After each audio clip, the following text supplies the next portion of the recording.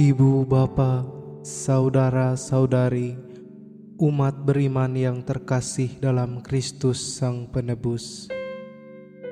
Dari Rumah Studi Wisma Sang Penebus, Yogyakarta, kami sajikan untuk Anda renungan hari Minggu biasa yang ke-29.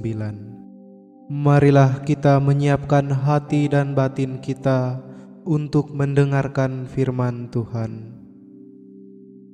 Dalam nama Bapa dan Putra dan Roh Kudus. Amin. Semoga Tuhan beserta kita sekarang dan selama-lamanya. Inilah Injil Yesus Kristus menurut Markus. Dimuliakanlah Tuhan.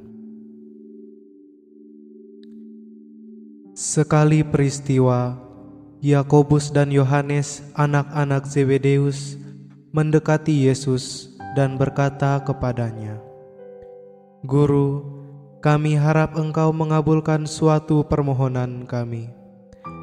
Jawab Yesus kepada mereka, "Apa yang kamu kehendaki kuperbuat bagimu?"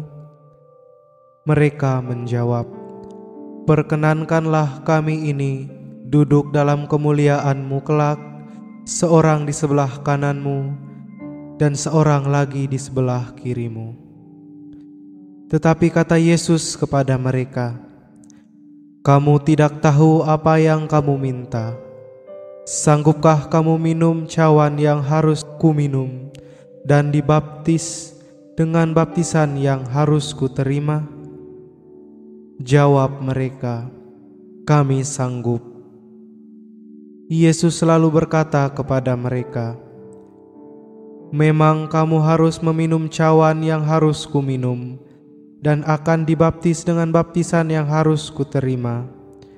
Tetapi hal duduk di sebelah kanan dan kiriku, aku tidak berhak memberikannya. Itu akan diberikan kepada orang-orang yang baginya telah disediakan." Mendengar itu, ke-10 murid yang lain menjadi marah kepada Yakobus dan Yohanes.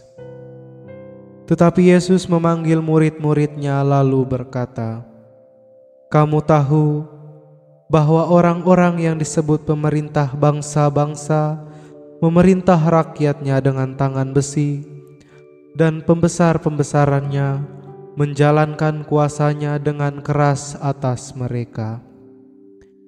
Tetapi janganlah demikian di antara kamu. Barang siapa ingin menjadi besar di antara kamu, hendaklah ia menjadi pelayanmu. Dan barang siapa ingin menjadi yang terkemuka di antara kamu, hendaklah ia menjadi hamba untuk semuanya.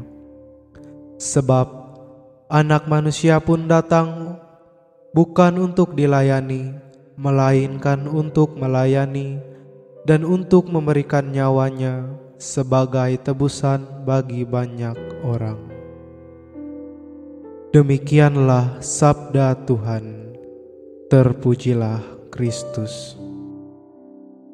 Apa makna menjadi besar di mata Tuhan? Apakah itu soal kekuasaan, kehormatan, atau sesuatu yang lain? Bapak, Ibu, saudara-saudari yang terkasih dalam Kristus Sang Penebus. Dalam bacaan pertama, kita mendengar tentang hamba Tuhan yang menderita. Dia rela berkorban, dan melalui penderitaannya kita mendapatkan keselamatan. Penderitaan sering dianggap sebagai sesuatu yang negatif, tetapi di sini kita melihat bahwa Tuhan bisa menggunakan penderitaan untuk tujuan yang lebih besar, yaitu menyelamatkan orang lain. Hamba yang menderita ini adalah gambaran tentang Yesus yang rela mati di kayu salib demi kita semua. Melalui pengorbanannya, kita dibebaskan dari dosa. Jadi, pengorbanan bukan sesuatu yang sia-sia, tetapi bisa menjadi tanda cinta yang sangat dalam. Surat kepada orang Ibrani mengingatkan kita bahwa Yesus adalah imam besar yang penuh kasih.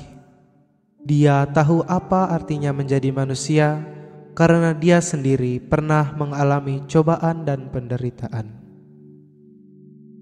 Yesus mengerti kelemahan kita dan selalu siap membantu kita. Hal ini sangat menghibur karena seringkali kita merasa sendiri dalam masalah dan kesulitan.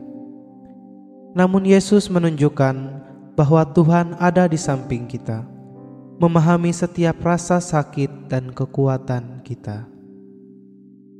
Dalam Injil, Yakobus dan Yohanes meminta tempat khusus di surga di sebelah kanan dan kiri Yesus. Mereka ingin posisi kehormatan, tetapi Yesus menjawab dengan cara yang berbeda. Dia berkata bahwa menjadi besar di kerajaan Allah bukan soal jabatan atau kehormatan, melainkan tentang menjadi pelayan bagi sesama.